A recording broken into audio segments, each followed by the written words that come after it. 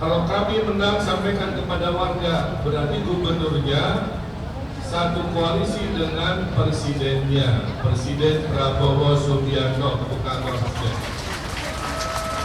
Banyak urusan-urusan di Jakarta akan lebih lancar, lebih mudah, lebih cepat, lebih tinggi kalau pemerintah pusatnya tidak ada miskomunikasi kepada gubernurnya. Setuju?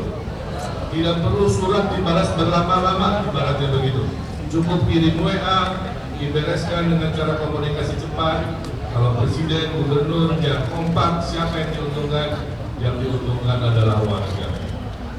Urusan kemacetan, insya Allah akan kami carikan solusinya dengan dua cara: memfasilitasi pergerakan, LRT diperpanjang, kemudian Transjakarta sampai Kota Bogor, Transjakarta sampai Bekasi, MRT dari Tangerang sampai Bekasi, ya, insya Allah.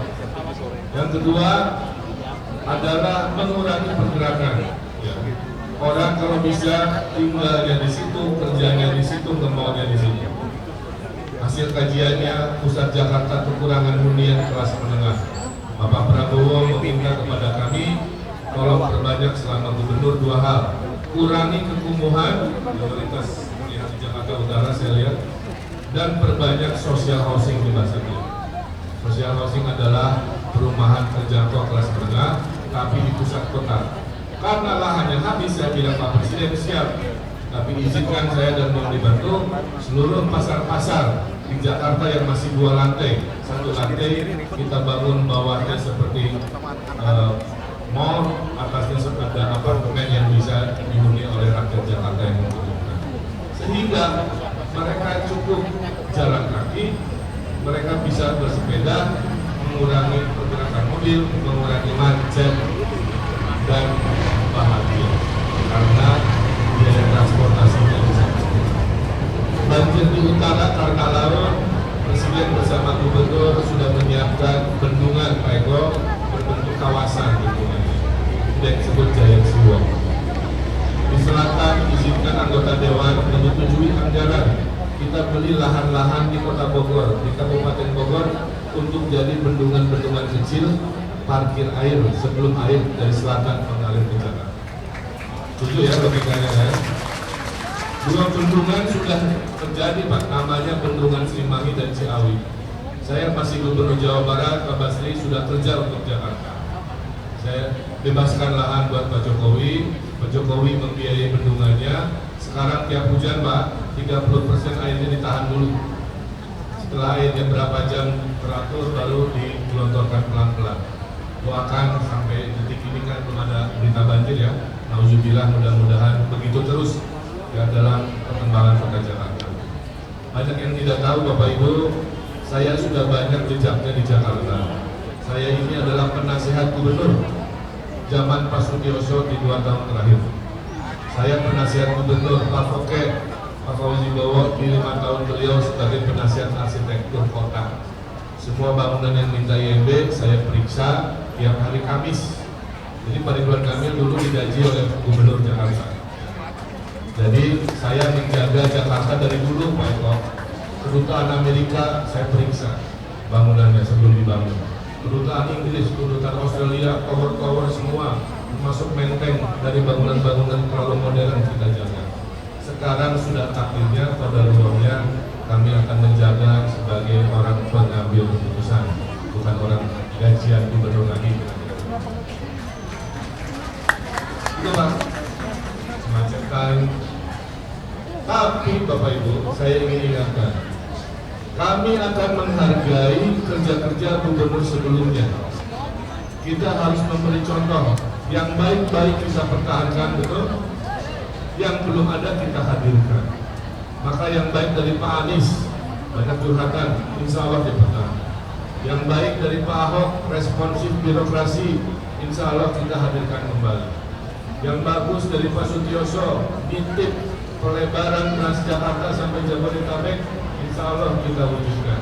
Termasuk gagasan yang akan kami coba Pak Zaki adalah mengetes transportasi di sungai.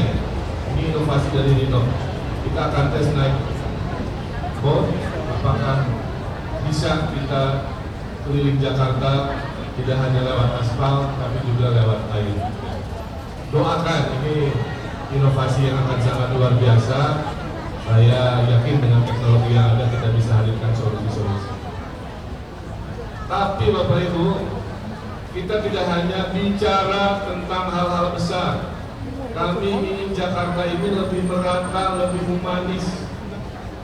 Jakarta terlalu luas untuk diputuskan semua urusannya lewat balai kota.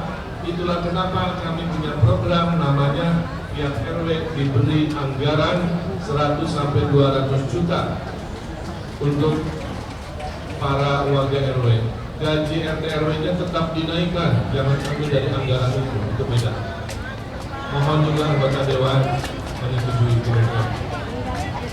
Teorinya begini, ada 2.700 RW akan berdiskusi tentang masa depannya sendiri. Ada yang butuhnya tentang sampah, silahkan. Ada yang butuhnya beresin kekumuhan, silahkan. Ada sampah beres, kumuh tidak ada, tapi perlu modal-modal RW di warung, pindahkan ke ekonomi. Kumuh tidak ada, sampah beres, ekonomi beres.